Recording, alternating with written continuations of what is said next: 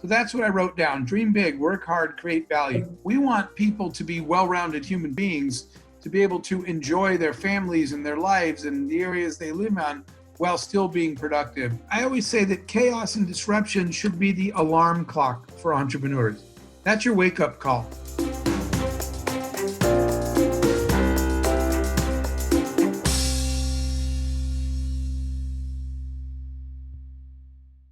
Hello, Jeff. Hello, how are you this evening? Yes, it's late evening here at my end, and I think it's midday in New York, right? You are from, It according now. is. Right, right. Well, let me first introduce you very briefly, because in fact I had a dilemma, because introducing you shortly is tough, and because you've done so many things in your life, but at the same time, if I don't mind, I'll point the major sort of achievements of yours. First of all, you're Certainly. not just serial entrepreneur, but you're accomplished entrepreneur. I like that definition, because you can be serial entrepreneur and doing well, just doing and doing, but you're accomplished entrepreneur. And your accomplished entrepreneur is in the area of high tech. It's e-commerce, it's internet. You're innovator in those areas as well. And in fact, you changed in a way the world is using internet. I can say that because everybody knows and everybody is using, and I'm using extensively this group of companies which you set up, Priceline, which is more known in Europe as Booking.com, which, yes. But it all started when you decided to go to Yale. I'd like to talk about that because, how Sure. you are from God-forgotten small town in Arizona, and then you decided to go to Ivy League, to top university in the States. What driven you? I mean, what motivated you? And then you came to university, and then you didn't have money, and then you set up your first company, and you financed your education during the whole, period of being at university. So that was your first startup, very successful. And then, of course, when you were 27, you discovered that there is a niche in the market. And that's something which everybody is using, and I'm using it as well. And that is this boarding, printing kiosks, which is a fantastic idea. And I think even for that idea, you should be remembered and be grateful for. So you've done that. And then, of course, Booking.com. And then, normally I know some entrepreneurs in this technical area. They're not that creative in other areas. And then you moved into entertainment and movies. I don't like horror movies. I think they take my energy away. But then I do remember Cabin Fear. Cabin Fear, I think, is a cult movie. And I know that you've done it, you created, I think it's Black Sky Entertainment company, and you've done it. And then you've done you received Grammy, and you've done, these things which is really remarkable. You've arranged some tours of world-known people, Elton John, Backstreet Boys, and many others. So how come that you've achieved so many things so much? And my question, and the first question is whether because you are Jeff Hoffman, or because you have something which other people don't. How come that you, from really very small town and not fantastic background to start your career and your life, and you manage to become what you are? And that's not a compliment. I'm really curious, as a lot of my viewers as well. So what does it take to become Jeff? Okay, so I think the first part of that answer was that I wasn't afraid to dream. Even though I was from a little small town and had a single mother, I had big dreams, and everybody around me, when I told them my dreams, and I know some of your listeners will feel this way, they just laughed at me and said, you're a crazy dreamer. None of those things are ever going to happen. Not to people like us, they told me. These things don't happen to people like us. And I remember thinking that, well, they certainly don't happen if that's your attitude. And I started realizing when I was young that so many people, that it starts with your attitude, right? Your attitude determines your outcome. And so many people were willing to believe that big things don't happen to little people like us. And so early on, I was thinking that that's the wrong attitude, that you're already defeated if you think that way. So while everybody was making fun of my big dreams and telling me it's never going to happen, I was sitting there saying that I believe at least I'm going to give it a chance. I'm at least going to let my dreams have a chance. It's you shouldn't be ashamed of, there's no shame in life in failure. The shame in life is in not trying. So I said, you might be right. I might not succeed, but I'm not going to spend my whole life wondering what I could have been. I'm just going to try. And if I fail, I can live with that, but I can't live with never trying. So I never, the first part of the answer, Gennady, is that you actually have to stop forgetting your dreams. Stop. When I ask adults now, as they get older, tell me about your dreams, they say, well, I had dreams when I was a child. Well, there should never be a point in your life where you don't still have something you dream of doing. So that's the first part. The only difference between me and other people wasn't that I was smarter or anything. It's just that I still had a vision and a dream and something I wanted to do. So my first one was to go to Yale. And I wanted to go there, by the way, it's funny now, because I wanted to study artificial intelligence, which has only in recent years finally become commercial. And it was a school that had it, but everybody told me, you can't get in there. That's one of the top schools in the world. It will never happen. And I said, well, it certainly will never happen if I don't even try, so I'm just going to try. And then when I got there, it was crushing because I worked so hard to get in. And then I got there and they said, you have to go home because you don't have any money. And I said, well, I don't. What am I supposed to do? And they said, well, you can't go here without paying. So that's when I said, the second thing I think I did that got me here was understand that there is in fact, I'm going to tell you something. I wrote something down back then. I wrote down 3 sentences. I wrote down, dream big, work hard, and create value.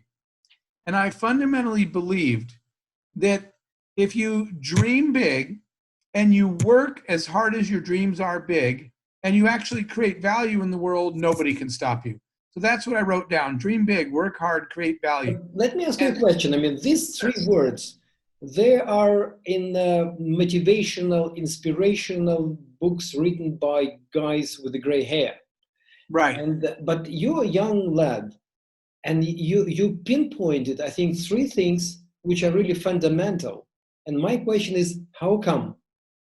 I think a lot of that came from being a reader. Because I grew up in a little town in the middle of nowhere, the only way to see the world was through books at the time, right? I still love reading. And so whether you're reading on your phone, on the internet, wherever, or a book, reading and exploring. So I had a couple things in my room. One, back then I had encyclopedias, the printed book about the world, and I had a globe in my room. And I would look at the globe and I would close my eyes and spin the globe. And then I would reach with my eyes closed and point. And whatever country my finger came on, then I would go get books and I would read all about that country that night until I fell asleep. So I think part of it was, and then I would try to read books that might have been written by an author from that country. And so the more reading I did, the more I got to learn about other people in the world and how they got where they were going. So I think that came from being a very good reader. What about your family? Your mom, for example, was she inspiring you? Was she sort of helping you to dream big? Yes, my mother had here. The main thing my mother did was she wouldn't say why. She would always say, why not? If I said someday I'm going to fly around the world, she'd say, sure, why not? Why not you? Why don't you try that? Mm-hmm. And so she was the one that always felt like you should start by saying, why not me? Everybody else says, why me? I won't be able to do that. And my mom did always say, why not me? But it is important for your listeners, even if your parents or the people around you aren't supporting you, it has to come from inside of you anyway. You have to still believe, even if you don't have people that support you, you have to say, why not me? Why can't I go do these big things that I dream of if I have a plan to do it? Right. Well, it's a really fantastic message, because a lot of people dream and that's it. So I Right. like Jack Canfield said that visualization, sorry, it's law of attraction has this action in it. So it's not just, sending proper vibes to universe, but you're actually doing something and going to Yale or whatever. That is so important because so many people, let me give you a quick analogy. So many people don't start because they don't know where to start. Their dream seems too big and it'll never happen, so they don't even start. And the truth is that old proverb that a journey of 1,000 miles begins with a single step. Just start. So I always tell people that I wrote down once that I think entrepreneurship is the shovel you use to dig a path to a better future, right? It's just the tool. You have to want a better future and you have to do the work with the shovel. But most people sit inside and they say, well, I don't know where to dig. I don't know which direction a better future is. I'm not sure how hard the dirt will be, if there's going to be rocks there. They come up with all the reasons not to dig. But in reality, if you just go outside and you say, I'm not sure where I'm going, but I'm going to start digging. You know what happens when you start digging? Somebody walks up and says, hey, there's rocks to the left there. You should dig to the right. And you say, thank you. And somebody else says, I used to work for the power company and there was power cables about 2 feet that way. Let me mark them for you. And then someone else comes up and says, what are you doing? And you say, I'm digging a path to a better future. And they say, let me go get my shovel. I'll dig with you. I want a better future too. None of those things happen until you pick up your shovel, go outside and start digging. So what I thought was, I don't know what's going to happen, but I know what's going to happen if I do nothing. So I'm just going to take the first step, dig the first bit of dirt, and everything starts to happen as soon as you put the plan in motion. Fantastic. And it's not what you think about, it's what you do when you're awake. Right. Well, another thing about you, that you're a fantastic storyteller. You make people visualize immediately. When you were telling about the guy digging, I saw him, so, and that's more powerful very often than just words. So that's a great allegory. But tell me, you were digging, right? But you were often digging in the wrong direction. Can you tell us about your failures, if I may ask you? Absolutely. Yeah. What I learned most from failure is this: you are never as smart as you think you are, no matter who you are, right? And being blinded by your own brilliance is a dangerous idea. Thinking your ideas are great. And here's why. That the only opinion that matters is the person you're trying to sell something to. And so one of my first ideas, and you'll get a kick out of this, I was thinking, why do you have to go to the mall or the store to buy a shirt when you have a computer? And there's this brand new thing, it's called the internet, right? And I thought, because I'm an engineer, I'm a software engineer, and my friends are in IT and tech. So we all understood. So we built a company, an internet shopping e-commerce company, and we put a bunch of things for sale, and we got all excited and we waited, and nobody bought anything. It was dead silence, right? You could hear the crickets chirping. And so afterwards, the company failed, and we had to shut it down. And afterwards, I reached out to some of the people, because that we could see who they were, that went on the website but didn't buy anything. And I said, can I ask you why you didn't buy anything from my company? Well, it turns out most of the customers, which I would have known if I'd done my homework, were mothers, and they were at home taking care of the kids, so it was hard to go to the store. So they were looking to see if it was more convenient, instead of loading those young children in the car or walking, to buy something on a computer. But they didn't want to type in their credit card because they were scared. And I said, but your credit card's encrypted. And they said, we don't know what you're talking about. I said, encryption. And they said, and we still don't know what you're talking about. And I said, what do you think encryption means? And this one mother said to me, that's how the Egyptians used to bury their mummies. And I said, no, that's not what encryption means. And she said, then I don't know what you're talking about. And everybody I knew what a credit card encryption was, but none of the customers had any idea what we were talking about. So the lesson I learned from failure is that it doesn't matter how smart you are. It matters if you've actually explained what you're doing to the customer and if they understand it. So we failed because we didn't go talk to mom first, and that's who the buyer was. Now the first thing we do is go figure out who's going to buy our product and go straight to them and say, does this make any sense to you? Would you do this? And so it's enabled us not to stop failing, but to fail much faster now. Yes, I remember you were using the phrase, I think it's called customer intimacy. Yes, sir. I love that. And that's really spending a day in the life of your customer so that you understand them well enough to say, they were never going to buy this product anyway. I'm glad I didn't build it. Mm. Yes, because very often we, as you said, we're blinded by our own invention, but we have to think why, big why we're doing it, for whom, who's going to yeah. That's the mistake that we made when we failed, that we learned to do better. Right. I've forgotten to mention that you've written a fantastic book as well. And I'm saying that because I've read this book much earlier than I knew. It's Scale, 7 proven ways of growing your business and have your life back. And the last part was like a little bit revolutionary because people were saying, well, 7, ways to success, 7 something, or 5 or whatever. But not many people mentioning that being an entrepreneur requires really a lot of commitment. And very often people sacrifice their private life for that. Yes, that's a huge problem because people wind up thinking that the harder they work, the more success they'll have, the more time. What I mean by that is the more time they work. And entrepreneurs are frequently proud of how many hours they work. They say, I'm an entrepreneur, I work all the time. And that's not a badge of honor, it's a badge of inefficiency. Mm-hmm. What I always tell them is a really good entrepreneur can do in 2 days what everyone else takes 5 days to do because they're clever. So the goal is to figure out, to focus on efficiency, not on total hours spent.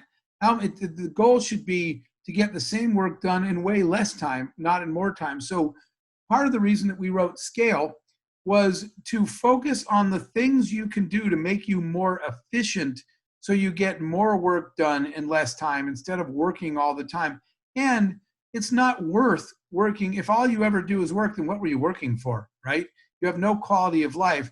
We want people to be well-rounded human beings, to be able to enjoy their families and their lives and the areas they live on while still being productive. That takes design of systems and automation and all the things we talk about on the book Scale to make you more efficient so you don't have to be at your office all the time. And remember, you were mentioning delegation as well. So you have to surround yourself with the people who are smarter than you are. Because otherwise, a lot of people think that, well, if you give it away, then it's not going to be as good as I would do it myself. And it's not going to be that efficient. But actually, it's wrong, right? I mean, it's the question of selecting the right people for the right job. Yeah, absolutely. And again, a lot of times people feel like just because it was your idea and you're the founder or you're the owner of the company, that does not make you smarter than everybody else. And the truth is, even if you're doing pretty well at it, all of us are really only good at one thing, right? I never hired an engineer who also does all our financial documents and our marketing campaign. He's the engineer. Most of us are good at one thing. And so once you figure out what one thing you're good at, that's when it's important to go hire people smarter than you in every other area. So people, you can't scale until you can get out of the way. You don't really grow until you trust and empower people, which culturally is hard for some people. It's your company. You started it. It's your money. You don't want to let go. But if that's the case, you're never going to grow.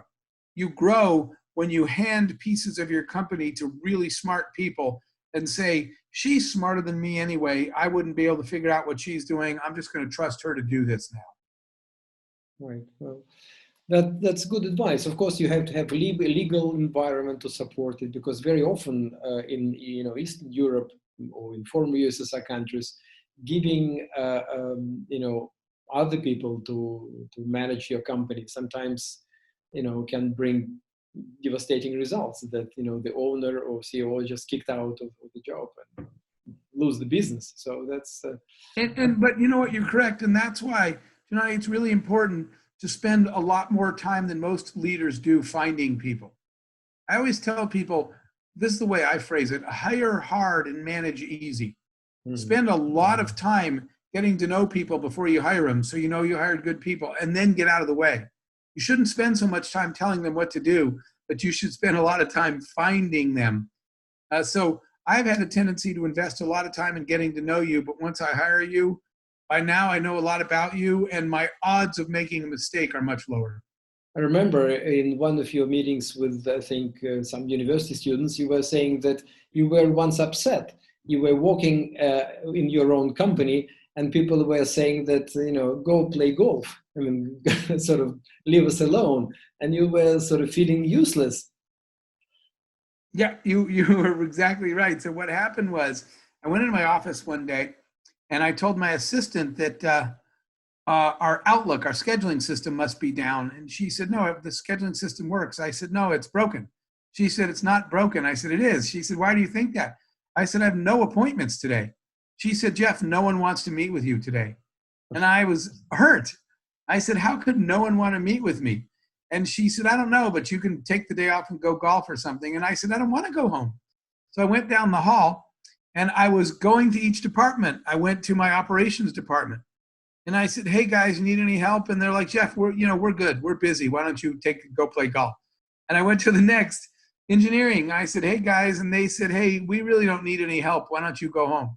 And I was upset because everybody said, "We don't need your help. You can go home." And I went in my office and I was sad.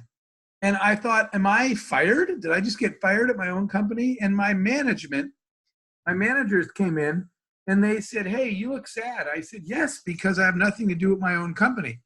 And they said, "You should be happy, not sad." And I said, "Why?" And they said, "The reason we don't have an appointment with you is because we don't have any problems." They said, "Everything is going so well at the company that we don't need anything. You hired people that are so smart, and you gave us enough freedom to do our job that the company is running really well. All the employees are happy, all the customers are happy, we're making money. We don't really need you here." And so they said, wasn't that your goal?" And the answer is yes. That's what you should be. You should literally try to design yourself out of a job because your team is so smart that they don't have any questions for you because they're smarter than you. Then I said, "What do I do? Am I fired?" And they said, "No, you're promoted." And I said, "Promoted to what?" And they said, "Now that you don't have to run the company anymore, we want you to go back to being our chief dreamer and visionary. Mhm. Now you have time to dream again and start doing our future vision because we don't need you to run the business every day." And so that was a great moment for me because I could become a visionary again since I wasn't so busy doing a million little things all day. Right. Wonderful story. But what are you're putting your attention nowadays to? I mean, what are your major passion or your dream? I know that you were mentioning that you have to have a golden medal, but only one discipline at a time. I think you're Yes. decorated with all these golden medals up to your ears, and then you still, I'm sure that you're doing something productively. I mean, and so tell Yeah, us. so right now, and in different phases, you don't have to commit your whole rest of your life to something, right? I did e-commerce and software development for a while, and then we got deep into the internet, and then I did music, and then I did movies and television and sports a little bit. Now, my focus is really more about entrepreneurial education. I think that entrepreneurship is a mindset and it's a tool set, and it's the mindset and tool set of self-determination. It's of saying, I, instead of accepting the life I have, I want to design the one I want. I want to make things better in the world around me. And you do that by the skill set of entrepreneurship and that mindset of saying, I'm going to solve these problems.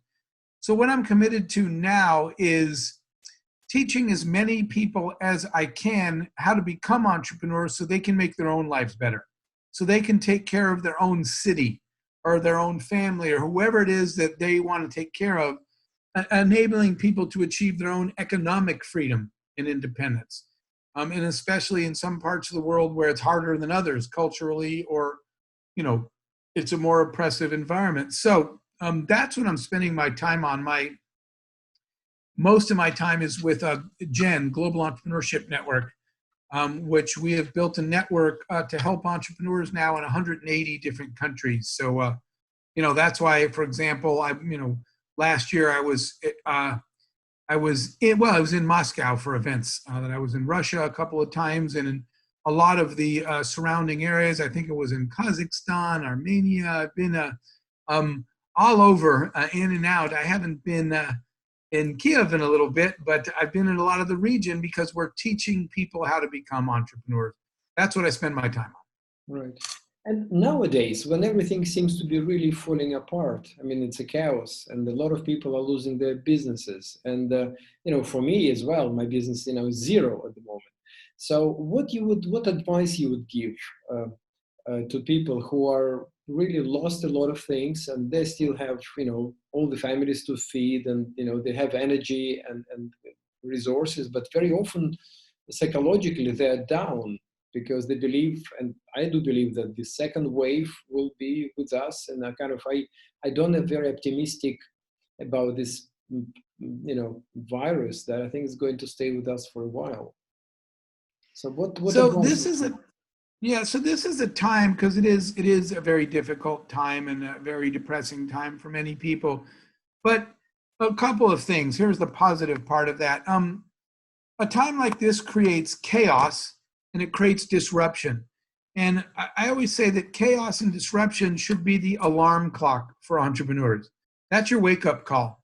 When the world gets a little crazy, that is when we need entrepreneurs most to figure out, to sort the chaos into some kind of order, and to create and innovate during this time. So during this time, there become a whole bunch of new opportunities for entrepreneurs. For example, we, meaning the world, we sent all our kids home from school, all our children home from school. Yet most schools and most families do not have the tools for virtual education. They don't know how to do it. So it's a great time to develop the next generation of virtual education and online teaching tools. Schools all over the world need them. Families all over the world need them. Similarly, all the businesses closed during the quarantine, and all the workers got sent home. And most companies had never used Zoom or Slack or any of these tools. And so most companies are still trying to figure out what's the most effective way to have virtual employees. They need more tools developed.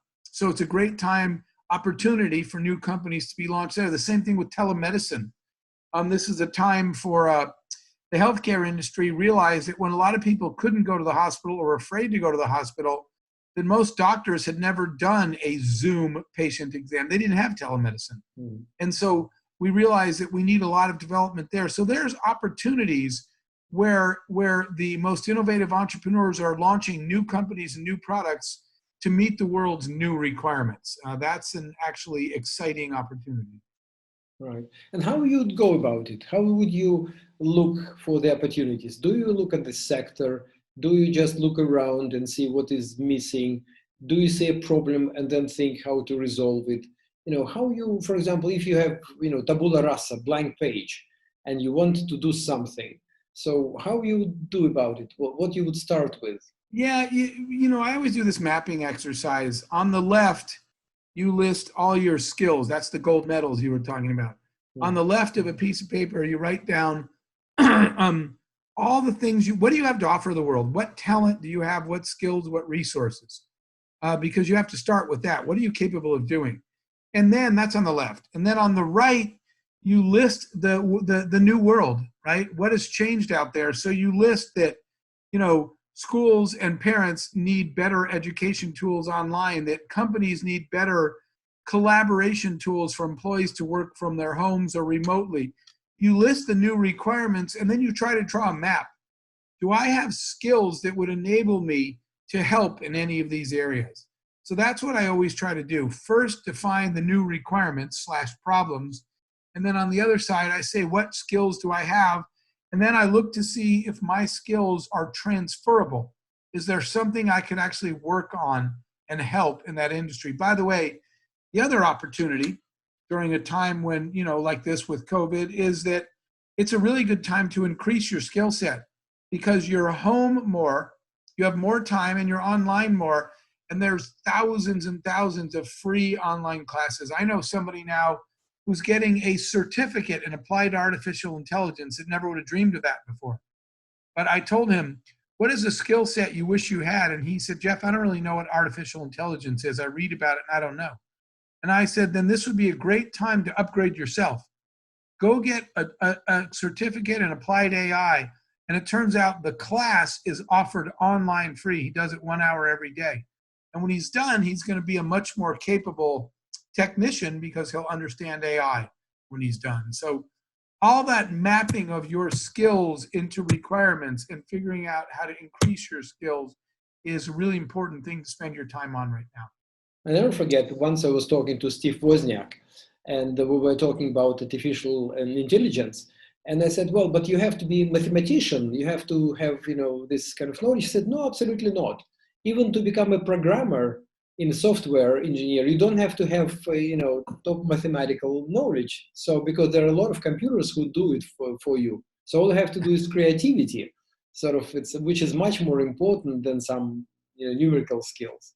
It's true. Sometimes people say, well, children today have it easy because they didn't have to learn the skills by hand that we did. But on the other hand, some of those skills are less important, like you just said, than the creative skills. So in theory, they should have more time. I said in theory because they're all playing video games instead. But yeah. Well, that's another kind of big issue. I have 2 small children. I've grown up, children, and it's too small. And right. I gave them everything I can. And I think maybe it's a wrong way to bring them up. Maybe it's better, kind of make their life tough so they should overcome problems and become resilient, strong. That's really hard as a parent because all parents want to take the best care of their kids, but giving them challenges so that they grow is important too. It's just not easy. Right. But this, why not? From your mom, I think it's right. Wonderful. Why not? Why not? Fantastic. Yeah.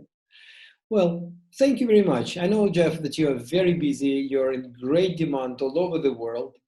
And now you cannot travel, right? But you do it a lot of online and a lot of, programs with your participation. Yes. And are you writing something? Are you planning to write a new book or something? I mean, this is a good time. Yes, but this book will be more inspirational. It will be about the stories of these amazing entrepreneurs that I have met all over the world that will show you what a little bit of innovation and creativity can do. Mm-hmm. Even in the worst circumstances, there are innovators out there that are solving problems and creating a better world. And I want to highlight them so that people say, wow, if she can do that, I can certainly do that.